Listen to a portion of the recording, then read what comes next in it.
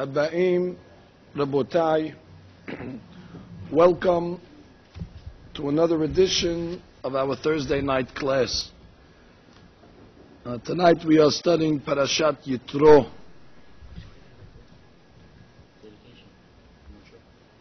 You have the name there?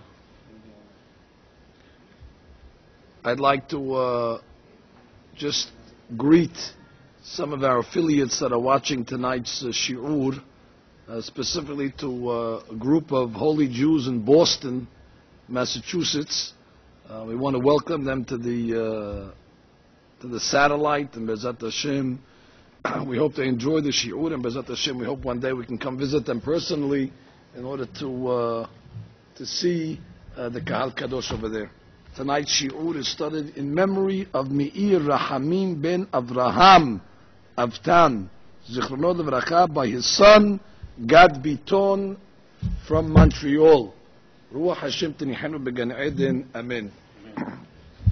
Our Parashat Yitro begins with Yitro, the father-in-law of Moshe Rabbeinu, greeting his son-in-law in the Midbar.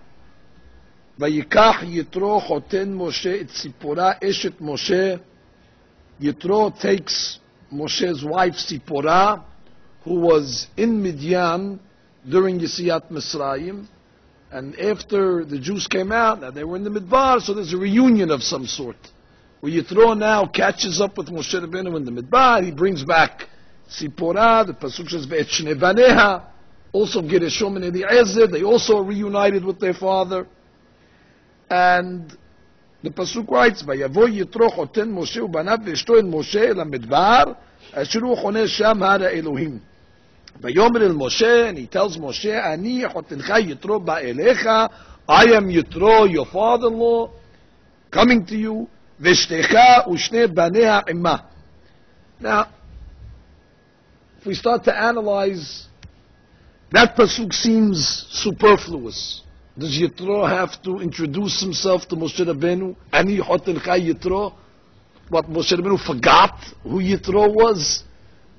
He forgot that Yitro was the one that gave over Sipporah to him?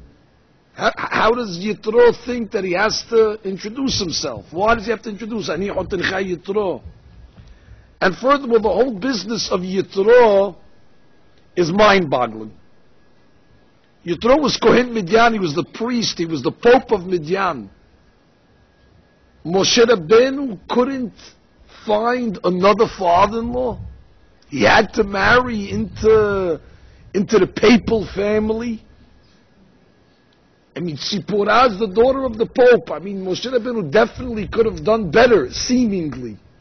None of us are near Moshe Rabbeinu's greatness. We don't come to his toenails, but Baruch Hashem, we married prestigious families, all of us.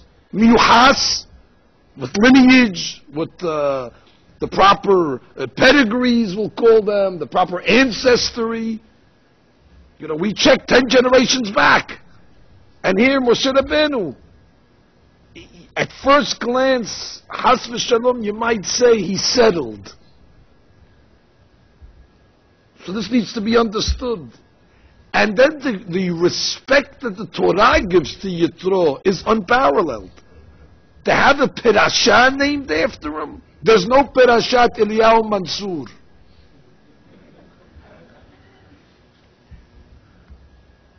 But there's a Parashat Yitro. And not only is there a Parashat Yitro, but it's the Parashah of Matan Torah. One of the most important Parashot in the Torah, he has his name highlighted in it. So you really have to go back and try to figure out this man called Yitro, what is he all about? How does he find himself in the most noble position in the world? And more than that, towards the middle of the Parashah, he's advising Moshe. He becomes Moshe Rabbeinu's counsel. He tells Moshe Rabbeinu, listen, you're going to wear yourself out. It's too much work, what you're doing. You're only one man. The nation is very big. You need support. You have to appoint judges that can help you. And Moshe Rabbeinu, amazingly enough, takes Yitro's advice, and you have a whole parashah, the Torah now, that's added. An additional parashah, the parashah of the judges, which was inspired by Yitro. So not only is he just coming as a as a visitor to Klal Yisrael, he turns into one of the advisors of Moshe Rabbeinu, and his advice is taken seriously, and Moshe Rabbeinu institutes it. And as a result, they appoint 78,600 judges to help Moshe Rabbeinu, which is a side point. You see how great Moshe Rabbeinu was. The day before, he was doing the job alone. You talk about a good worker that you have in the store. You say he does the job of 10 men. He does the job of 20 men. Moshe Rabbeinu did the job of 78,600 men, because they were his support in the following day. So in order to understand what's going on over here, we must really go back to Sheshet Yemei Maaseh Bereshit, or actually the beginning of creation, to Perashat Bereshit. See, a lot of these episodes that we find in the middle of the Torah have their roots in the beginning of the Torah. And therefore we have to go back to study a very important episode through the eyes of Hazal. And once we figure out that episode, we have to go back and see if the story of Yitro and Moshe becomes more apparent, if it becomes more lucid to us. So let's learn together. Tonight we have to crack. Tonight we have a tremendous kelipa over here, and we have to crack it tonight in order to come to the nut in the center. We have to reach the truth over here, so we have to go slow. We have to analyze. So let's go back together. We're learning tonight. It's a limud we have to make. In Sefer Bereshit, in Perek Daled, ve'adam yada et Chava ishto. So Adam was with his wife Chava, Batar v'teled et Cain. Okay, so Cain is born. Now obviously Cain is a very significant creation. He's the first child to ever be born. Vatosef laledet, she has another child, et achiv et Havel. Vahi Hevel ro'eh son. So Hevel is a shepherd, ve'Kayin haya oved adama. And Cain works the ground. He's like a farmer. Ve'im miketz yamim, and it was after a certain amount of days, vayaveh Cain mepiriya adama mincha laHashem. Cain, in his greatness and in his nivu'ah, comes up with an idea that he wants to bring a korban to Hashem. Now, I want you to know that Cain did not have the book of Vayikra. Cain, on his own, came up with this concept that it's a good thing to build a mizbeach and put something on it and give it to God. If we were to live to 350,000 years, you would not think of this concept of bringing a korban. Why? Does God need a sacrifice? God wants to smoke. Cain was such a great neshama that he had. On his own, he was able to come to this truth of the whole Sefer Vayikra. So there's no question that the neshama of Cain is awesome. And he brings the mincha. Ve'hevel hevi gamu mebechorot sono me'elven. So Hevel's a copycat, which means he's just copying Cain, which means Cain had the trademark on Korban. The OR is under Cain's name. Hevel just knocks it off, and he just makes one adjustment so he doesn't get sued. So what does he do? He brings, instead of a mincha, he brings sheep. Vayisha Hashem el Hevel vel minchato. God accepts Hevel's korban. Ve'el Cain ve'el minchato lo sha'a. He didn't accept Cain's korban. Vayihar le Cain me'od. And that made Cain upset. Vayomer Hashem el Cain, so God tells Cain, Lama haralach, what are you all upset about? Ve'lama nafelu fanecha halo im tetiv, if you better your ways, and you do right, se'et, you'll be elevated.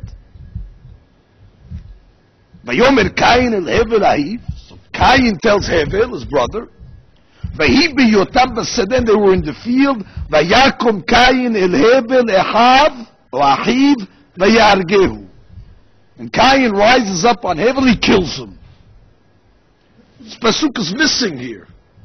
It's missing the whole dialogue. Vayomer Cain el Hevel achiv. It doesn't say what did he tell him. It just says, and Cain tells Hevel. What does he tell him? The pasuk leaves that out. They were in the field and Cain kills Hevel. But what did he say? So to that, just to get the story, we have to go to the Targum Yonatan ben Uziel. And I read it to you in the original text here.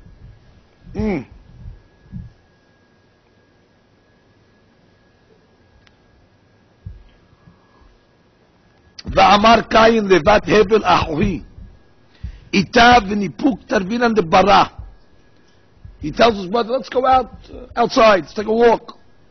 Va'baka nefaku tarvon lebara. They both went outside. Barra's outside. Ane Cain v'amar leHevel. So Cain tells Hevel, Mr. Kil Anam, it seems to me, Dibirahamim it alma, that God created the world with mercy. Midat Rahamim. Abala kefere ovadin tavinhu midbar umsev apin. It bedina. But it seems God doesn't have justice. God doesn't reward people according to the fruits of their labor. There is no justice in this world. What's Cain's claim? Min biglal ma itkabel korbanach bera'ava. Why was your korban accepted, Hevel? The korbani mini la itkabel bera'ava. My korban was not accepted. Ane Hevel ve'amar. So Hevel tells back to Cain, berachamim it bera'ava. You're right. God created the world with rachamim and mercy. Uchvere ovadim tabin hu midbaru misav apin let bedina. And God does judge the world according to the deeds of human beings, and He rewards them according to the fruits of their labor. My sacrifice was better than yours. That's why my korban was accepted better. So that whole dialogue, it was a philosophical dialogue. Does God serve the world with justice? Is the world fair? Does God reward people according to their deeds? Cain says he doesn't. I made up the concept of korban. Why was I rejected? Hevel comes and says, no, my dear brother, Yazak Baruch, you did a great job, but you didn't bring a korban that was befitting. What did Cain bring, by the way, as a korban? So the Hakamim tell us he brought zera pishtan. He brought flax. Anybody knows flax is cheap material. I don't know if you remember in the old days when you used to get your etrog on Sukkot, they used to wrap the etrog in flax. That's like that mohair. It looks like the tail of a horse. Something magical, that wrapping of the etrog. Only the guy who sells it is able to wrap it the right way. Once you unwrap it once, it's impossible to ever wrap it again the same way that they did it. But that's for another class. In any event, that's flax. So what Cain do? He took on the mizbeach, all a bunch of this etrog covering stuff, and it's not befitting. How did the Hakamim know that it was flax? Doesn't say anywhere in the Torah that it was pishtan. Doesn't say that. Stam, if we're learning already, let's go back to the pasuk. The pasuk says, "Vayaveh Cain mepiri adama mincha laHashem." The Torah says he brought a mincha. Well, usually when you hear the word mincha usually is a flour offering, flour, oil, frankincense. Look at the Targum's word. Va'ayte Cain me'ibad dara tikrupta kodam laHashem. What is the word tikrufta? Tikrufta is the Aramaic word for korban. Interesting. Throughout the Torah, whenever you see the word korban, the Targum explains it tikrufta. Here it says the word mincha, and he explains it tikrufta. Why? The Targum is hinting to us over here. If you take the word korban, kof, resh, bet, nun sofit. The first letter of korban is kof. Kof, vav, pe. Kof. Spell the word kof. You see the last letter of the kof is what? Pe. Resh. Resh Yud Shin. The last letter is Shin. Bet Yud Taf. The last letter is Taf. Korban, Nun Vav Nun. The last letters of Korban spells Pishtan. And therefore the Targum is hinting to us. It's a Minhaber, it's the Krupta. Know that the Korban was Pishtan. And what did Hevel bring? Just by the way, he brought sheep. What's from the sheep? The wool. The wool is Hashuv. That person has a suit. Nice wool suit. It's rich.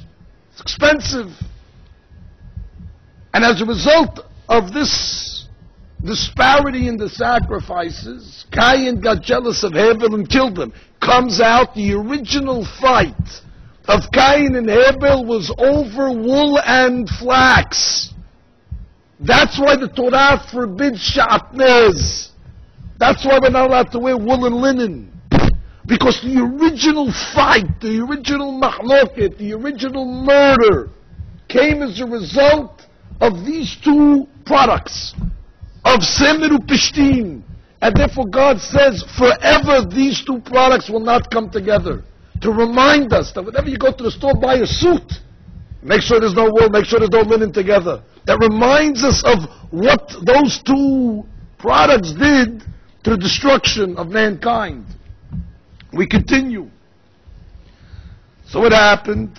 So Cain now did not like Hevel's answer. My Korban is better than yours. He didn't accept it. He says, let din velet dayan. He says there is no judge of the world and there is no judgment. Velet alam ahoran. And there's no olam haba. Velet lemitan agar tav letzadikaya. And there's no reward for the tzadikim. Velet lemifra'am in the shi'aya. And there's no punishment for the reshaim. Wow. So at this point, Hevel denies many of the fundamentals of our tradition, of our faith. Hevel comes back and says, what are you talking about, my brother? There is judges and there's a judgment. And there's olam haba. And there's reward to the tzadikim. And there's punishment to the risha'im. And on this subject they were fighting. And then Cain rose against his brother. He took a rock and he threw it at his forehead. And he killed him. So now already the Targum opens up the conversation a little more for us. But we continue. Stam a question. Who did Cain and Hevel marry?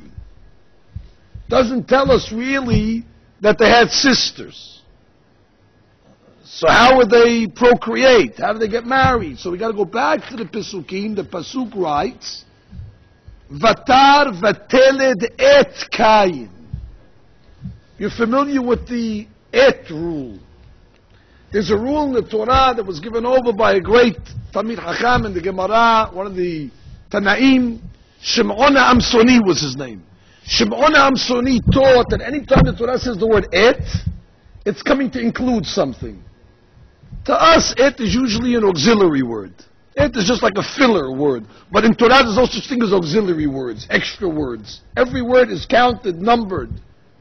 And the word et comes to include. So when it says Vatar vateled et Cain, that means Cain was born with a twin sister. So Cain was actually a twin.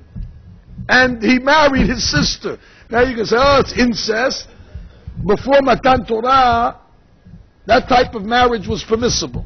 As a matter of fact, the Ramban says that logically speaking, it makes sense to marry family. Because it's the same kind, the same customs, the same way, the same minhagim, and so on and so forth. The Torah forbade it, but before the Torah forbids it, it makes sense. Make a smaller wedding, you don't have two sides of families. In any event, Vatosef laledet et achiv et Havel. Interesting. When Havel is born, it says et achiv et Havel. It says the word et twice. Hakamim tell us that Hevel was actually a triplet. He was born with two sisters. That's the double et. Et Ahiv, et Havel. And Hakamim tell us that amongst the politics between the two brothers with the Korbanot, but there was another thing working between Cain and Hevel, and that was Cain's claim to the extra sister. He claimed, listen, I'm the firstborn. So I have my sister that I was born with, and you have yours, but there's an extra one. The Bechor gets double. And therefore he held that, that belongs to me. So there was a fight over who gets the extra et, who gets the extra sister. And according to the Hakamim, that's one of the reasons why Cain killed Hevel. He killed her for the extra, for the sister. So you see there's a lot of things in play over here. Furthermore, there's a third thing working with Cain and Hevel. Hakamim tell us that, which is hard to imagine, but Cain and Hevel made a deal.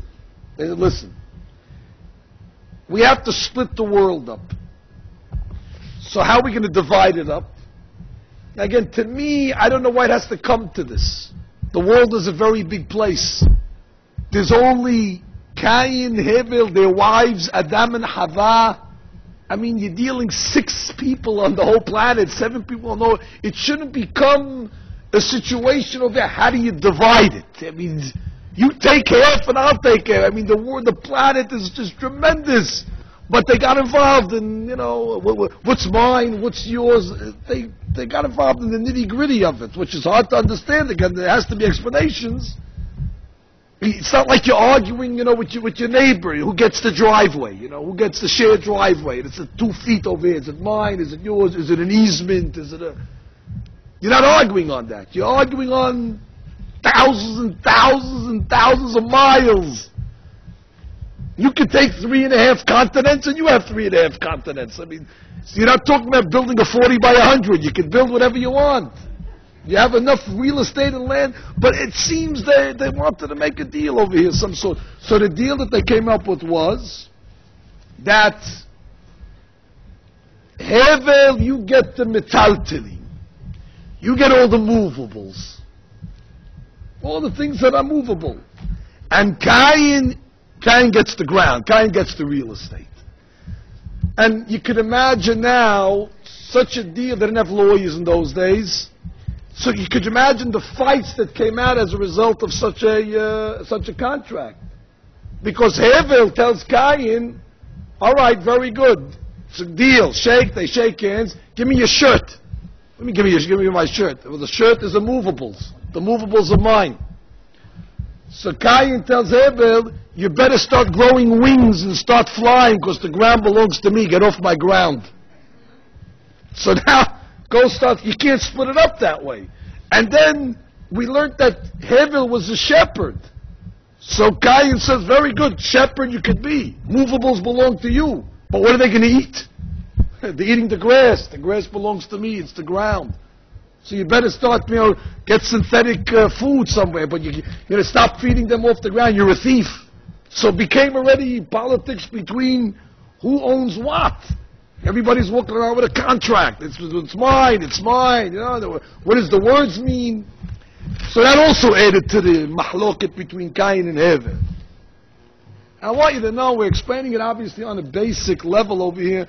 As I said in my introduction, Cain was a great man, obviously. Hevel as well. They were Baalei Ruach HaKodesh. But for our purposes, just to bring it out what the subjects were, on a simple level, this is what it was. As a result, after Cain kills Hevel, God comes to Cain and he tells him,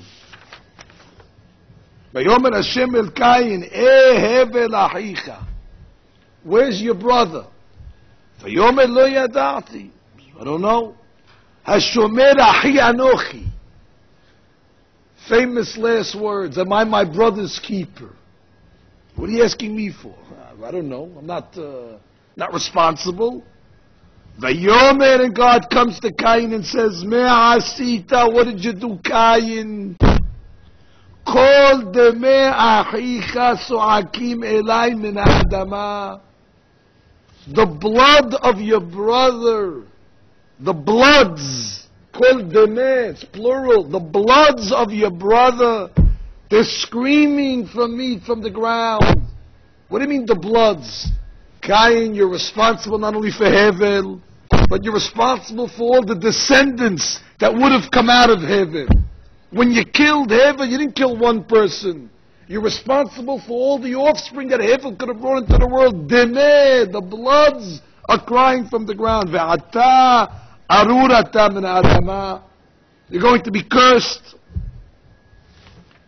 You're going to be a nomad. Na'banad. Cain says, Gadol avonim min neso. He says, my sin is too great to bear. And Cain is banished. And later on the Torah tells us, Ki shiv'atayim yukam Cain.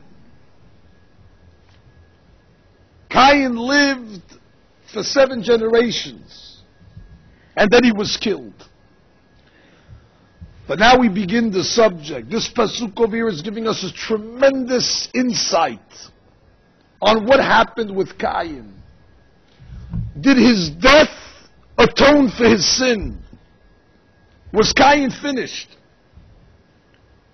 Was the 7 generations of his na'banad, of his going around like a nomad, was that a sufficient atonement, or maybe it wasn't finished? Maybe Cain needed to come back. Maybe we have to begin the Parashat Gilgul. Maybe Cain's soul was not perfected. Maybe he needed another few rounds of sifting and selecting in order for his neshama to become perfected. So the Torah tells us, Ki shiv'atayim yukam Cain. Says the Arizal on the words yukam Cain. Yukam means he will be established. Yukam Cain. Cain is going to be okay. He's going to stand upright. But not before he goes through his tikkun. And who's the tikkun of Cain? Actually, there were 3 tikkunim that Cain had to go through. He went through the Mitzri, the Egyptian. We don't know who this Egyptian is yet, but he went through the Egyptian. He went through Korah, and he also went through Yitro. Ki shiv'atayim yukam. Yukam Rashi Tevot, Yitro, Korah, Mitzri. And now we begin a whole new derech to figure out exactly the path of the neshama of Cain, how it now goes through these different bodies to reach its ultimate tikkun. So we begin. Let's start with the Mitzri, which was his first tikkun. We go to Sefer Shemot already. The pasuk says, "Vayi bayamim hahem vayigdal Moshe." Moshe Rabbeinu maturing. Vayetze el Echav. He goes out to see the suffering of his brothers. Vayar b'siblotam. He sees their pain. Vayar ish Mitzri makeh ish ivri me'echav. He sees an Egyptian man beating up one of his Jewish brothers. Vayifen kol v'chol. Moshe Rabbeinu looks both ways. Vayarki en ish. He sees nobody around. Vayachet Misri. He hits him. Vayitmenehu b'chol. And he buries him in the sand. The next day he sees 2 Jews fighting. So he tells one of the Jews, "Hey, Rasha, lama takir echa. What are you hitting your friend? Put your hand down." Vayomer, he tells Moshe, "Mi samecha leish sar v'shofet aleinu." Who died and left you in charge? Halorgeni ata omer. What? You're going to come and kill us like you killed the Egyptian the day before? What? We saw what you did yesterday. Oh, Moshe Rabbeinu says, "Achen noda davar." Oh, they're on to me. And therefore Moshe Rabbeinu had to run away. Vayishma parot hadavar, vayibakesh laharog et Moshe. Vayibrach Moshe mepnei Paro, vayeshev be'eres Midyan. So he goes to Midyan. What happened in this episode? According to our understanding, this Misri, why was he beating up the Jew? This Misri actually had the nefesh, we'll call it, of Cain. That's what the Arizal says. He had one of the parts of the soul of Cain. And when a person is carrying the same soul, so you're going to fall into the same sins and the same avonot as the one that you inherited his soul. Why was that Egyptian beating up the Jew? That Jew was married to a lady called Shelomit Bat Debri. Shelomit Bat Debri was a flirtatious lady in Klal Yisrael, and this Egyptian man put his eye on her. And he went to the house early in the morning and told Shelomit Bat Debri's husband he's got to go to work. He kicked him out of the house. And then once he was kicked out of the house, he walked in unannounced. She thought that it was her husband coming back. He forgot his cell phone or something like that. And in the end, he violated Shelomit Bat Devri. So therefore they were fighting. Hey, you took my wife, what are you doing? That's why they had this mahloket. So you see, just like Cain, he took the girl that didn't belong to him. So the Mitzri now, it's the same thing again. So Moshe Rabbeinu comes along. Who is Moshe? According to the Arizal, Moshe Rabbeinu had the neshama of Hevel. Actually, the name Moshe is Rashi Tevot. Moshe, which is his own neshama, Shet, which is another son of Adam Arishon, and the He is for Hevel. So now look what happens. You're in Egypt, and Moshe Rabbeinu is in front of the Egyptian. Again, you have Cain and Hevel standing in front of each other. Deja vu all over again. And the pasuk hints this to us. If we pay attention, the pasuk says, "Vayar ish mitzri makeh ish ivri me'ehav." The simple interpretation is, it's the Jew was considered Moshe's brother. He saw the Egyptian beating up on one of his brethren. But the depth of the pasuk really means, ish ivri me'ehav. It's going back on the Egyptian. The Egyptian was his brother. Vayar ish mitzri me'ehav. Because that was Cain. And now Moshe Rabbeinu has to settle the score in the previous lifetime. Cain killed Hevel. And now Hevel must come back and make the tikkun for him. And the pasuk says, Vayifen ko vacho. He looks both ways. Both ways means he looked backwards, Moshe, and he looked at the episode of Cain and Hevel, and he remembered that episode, and then he looked forward. And he said, is there anybody else that can make this tikkun? And he saw that he is the final tikkun of Hevel, and therefore there's nobody else that's better to make the tikkun. So Korah, he looked backwards, he looked forwards in himself, and he said, he's the most suitable one to make the tikkun. Vayachet Misri. How did he kill this Egyptian? So everybody thinks, Vayach, he gave him a blow to the head. No.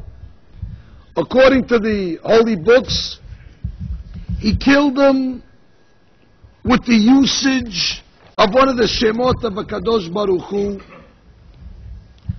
What Shem is this? This is the Shem Mem Bet. There's a certain Shem, the 42-letter name of HaKadosh Baruch Hu, which I'll explain it to you in a moment. Not that I understand it any better than you, but just to give you a little insight. So he used one of the Shemot.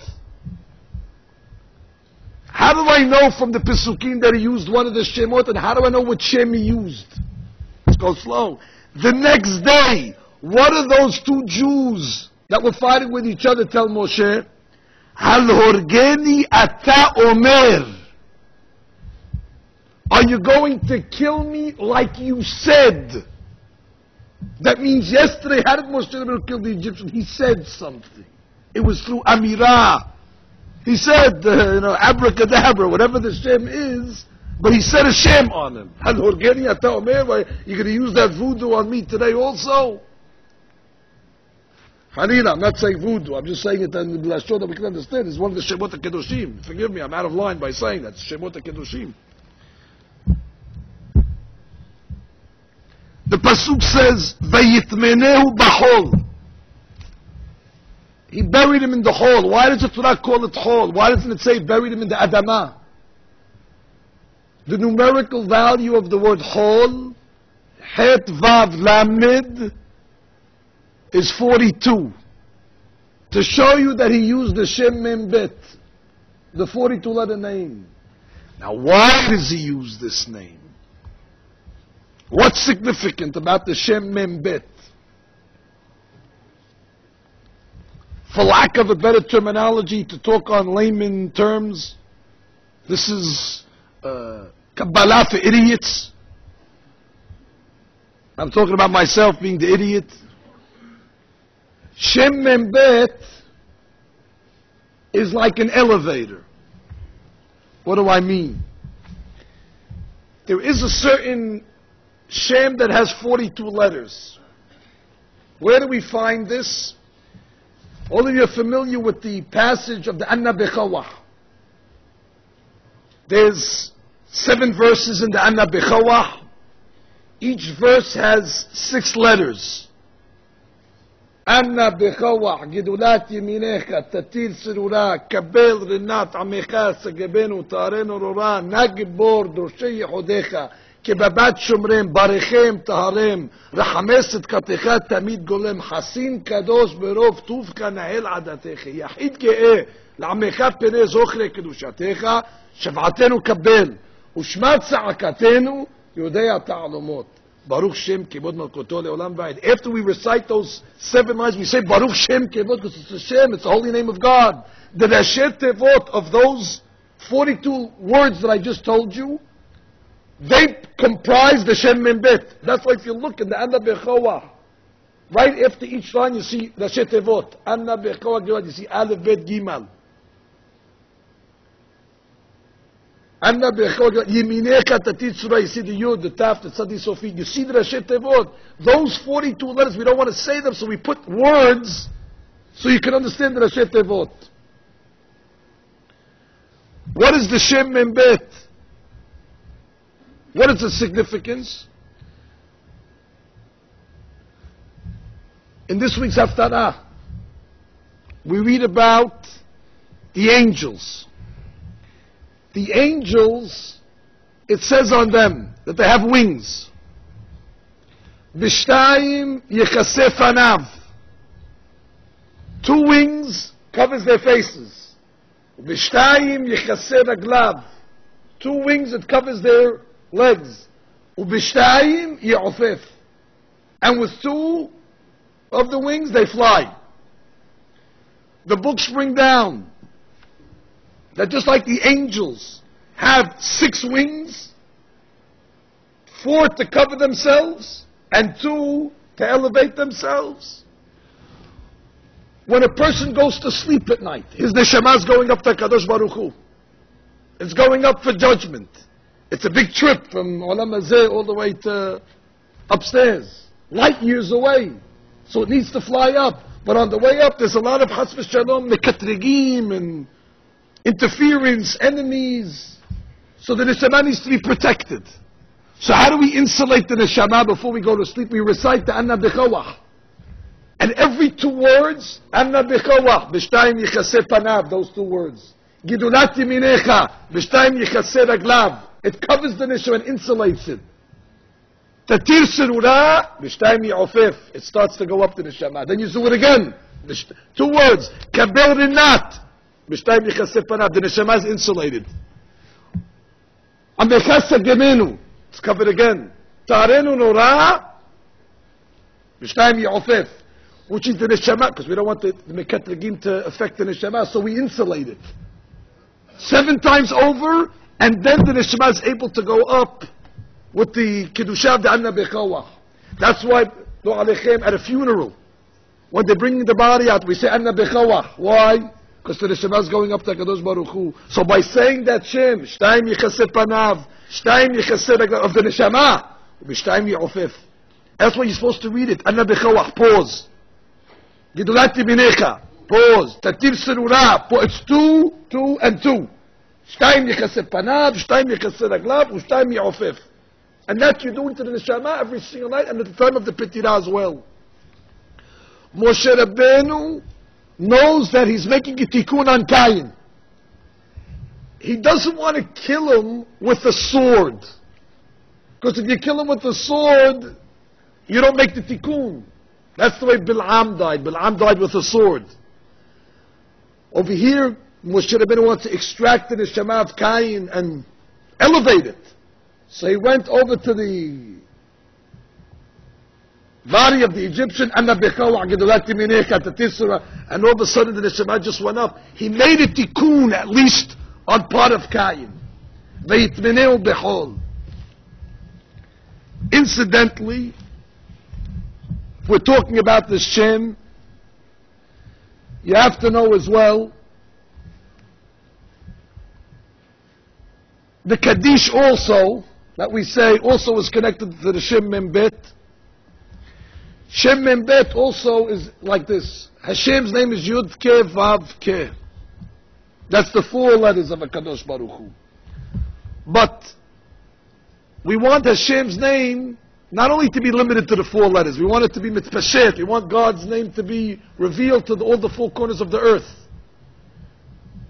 So how do you expand God's name? We've talked about this several times. You open it up. That's called the milui. Take the Yud, instead of 1 letter, spell it out. Yud, Vav, Dalid. Now I made 1 letter into 3. Yud. He Aleph. Vav, Vav, Aleph, Vav. He Aleph. Now I turned 4 letters into 10. But you know what? I want to make it even more. After I opened it up into 10 letters, open each one of those 10 letters. Yud, Yud, Vav, Dalid. Open up each one. And you'll end up with 28 letters. Starts off with 4, 10, and then 28. 4, 10, and 28 is 42. That's also me'anyan the Shem Membet.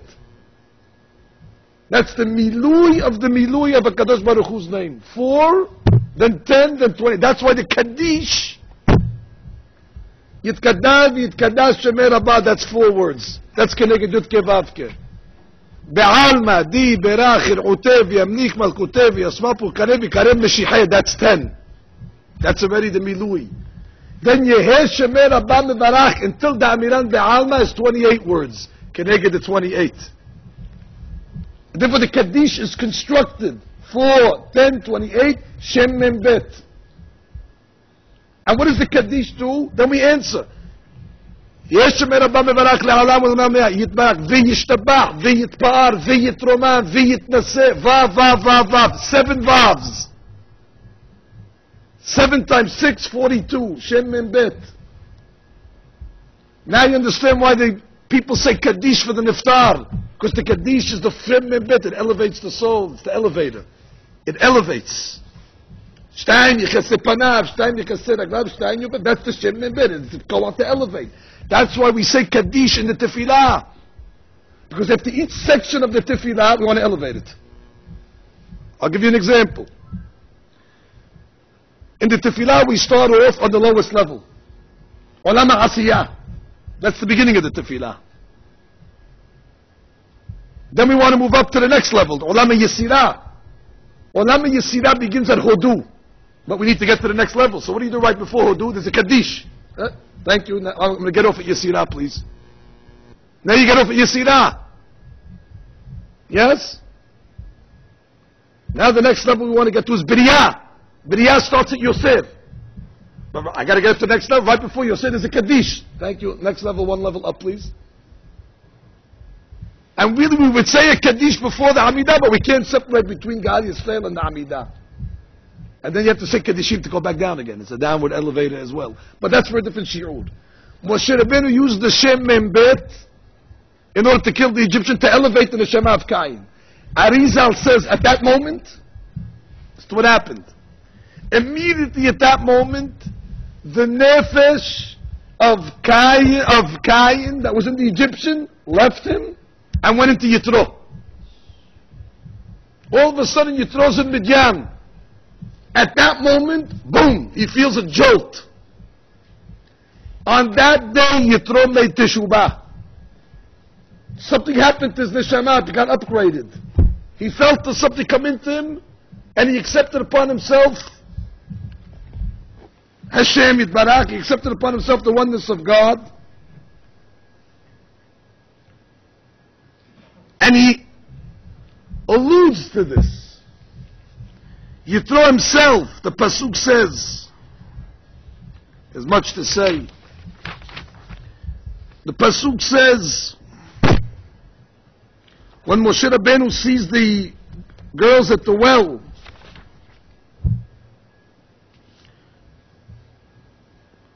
Vatavona Reuel Avihem, they come to their father, Yitro, Reuel they called him, he had 7 names. Vayomer, Madua mihartem bo hayom. Yitro makes a statement for Ruach HaKodesh. Madua can mean why. Why did you come home so early today? He tells the girls. You came home from the well very quickly.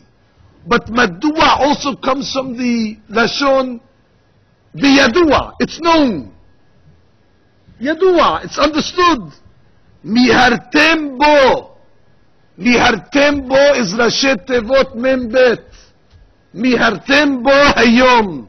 Today, somebody used the Shem Membet. And as a result of it, I got an upgrade in my neshama. The neshama of Cain came into me. And on that day, Yitro made teshuvah. And the tikkun continues.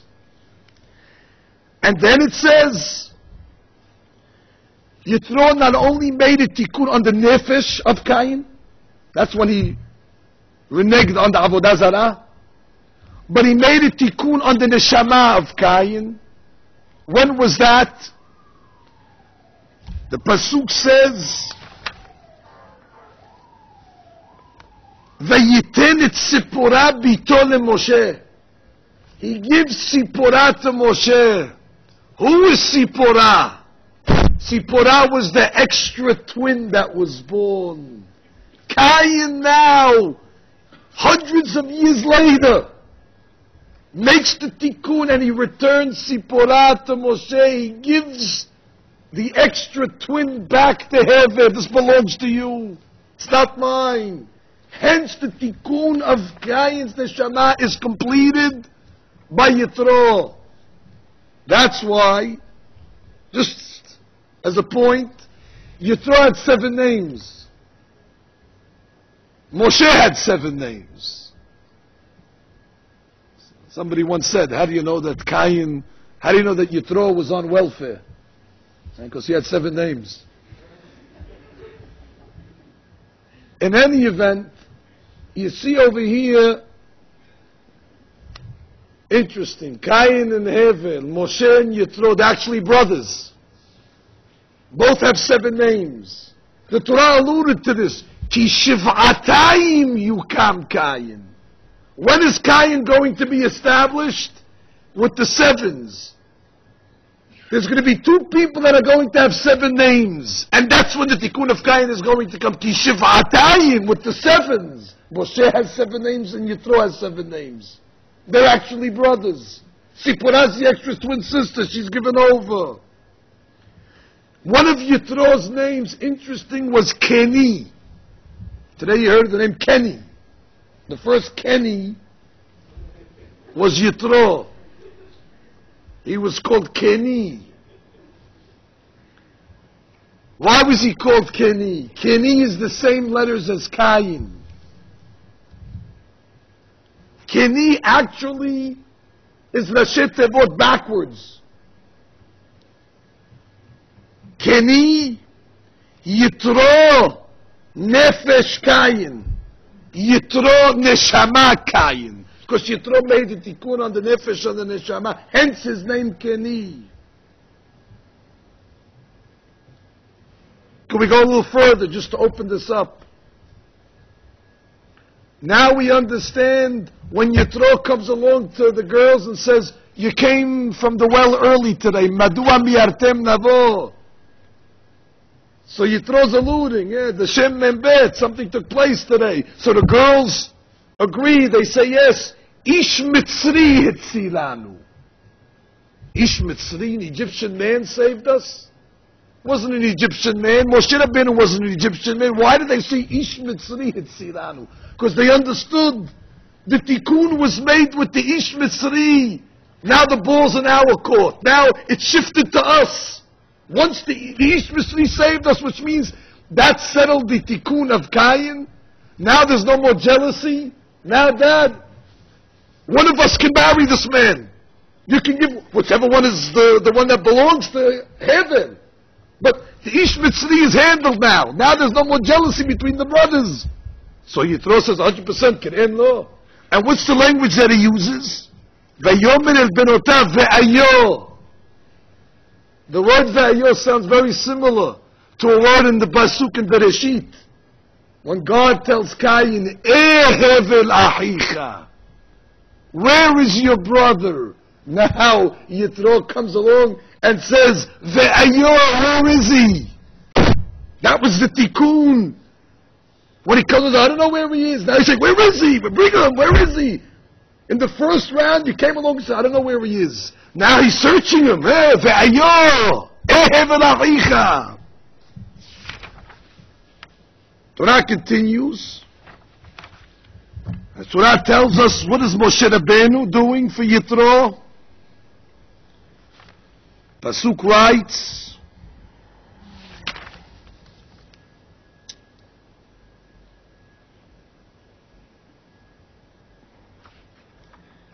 Torah tells us, Moshe haya ro'eh etzon Yitro choteno. Moshe Rabbeinu was a shepherd, he was a ro'eh tzon, just like he was in the first Gilgul. Hevel was a ro'eh tzon. Moshe Rabbeinu did the same thing in the second Gilgul. But look what the Pasuk says.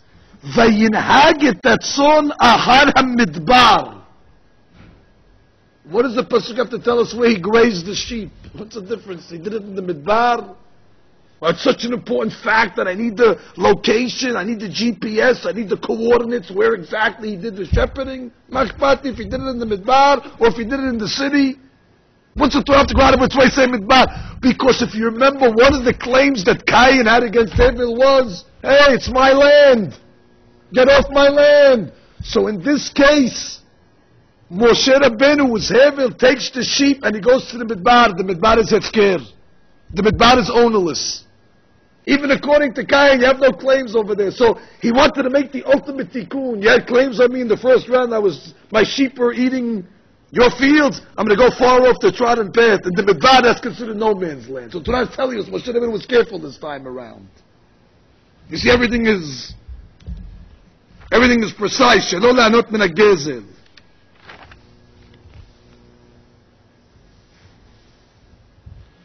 Now we go to our parasha. Our parasha begins.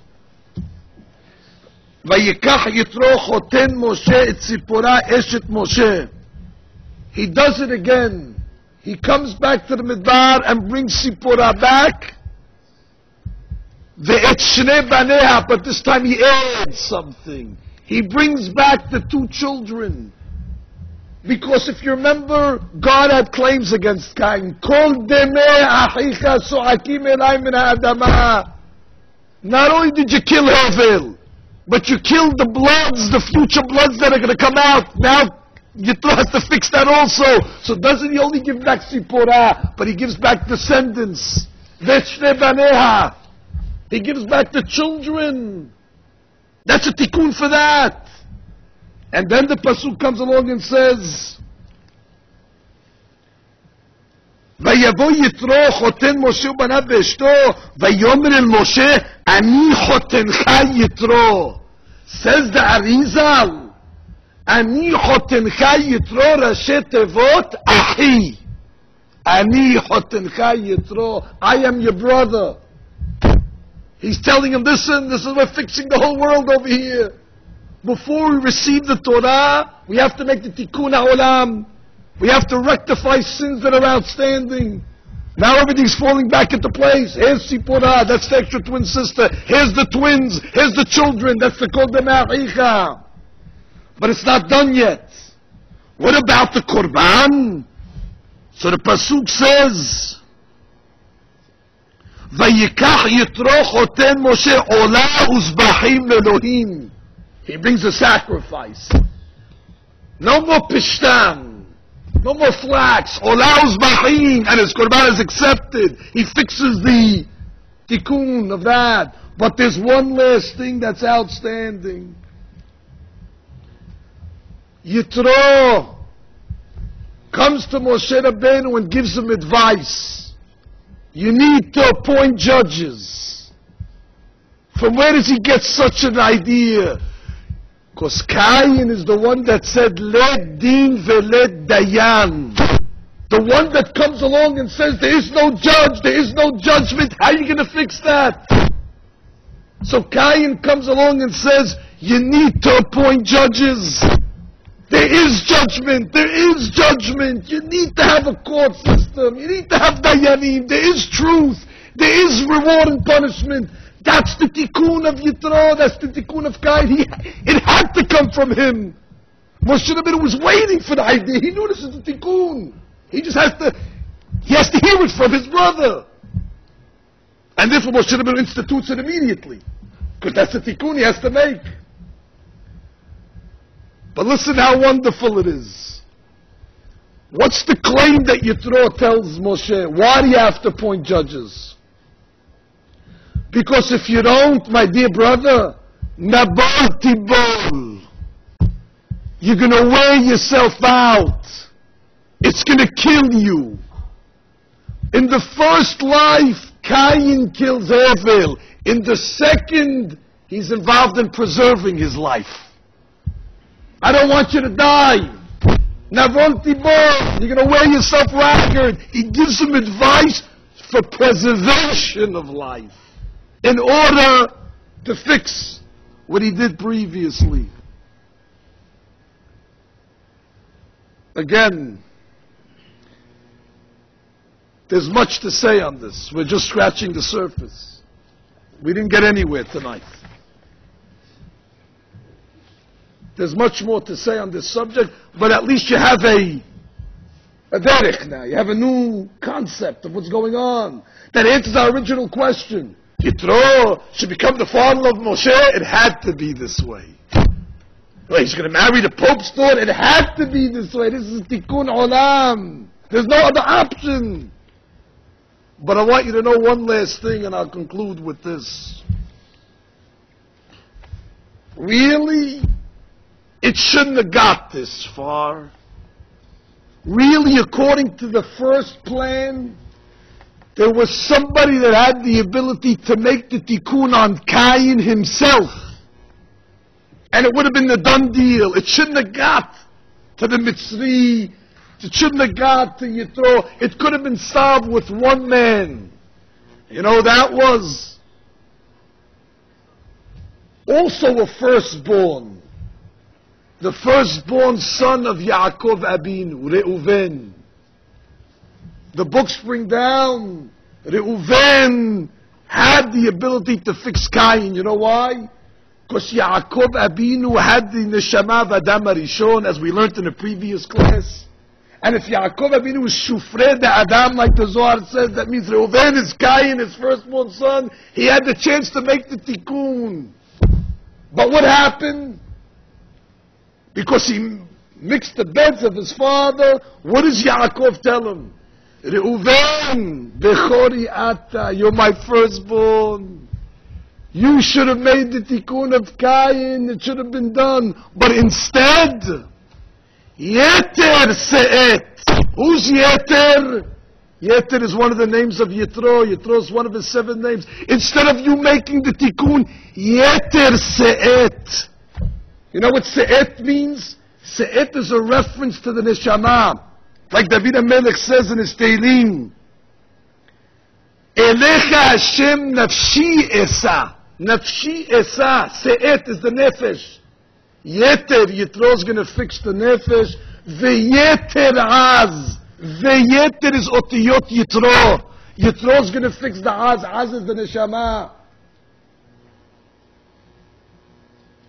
You had a chance, Reuven, but instead, Yeter Se'et. The Se'et, the Nefesh, is going to be done by Yeter, Ve'yeter Az, and the Neshama is going to be. And that's why that happened this way.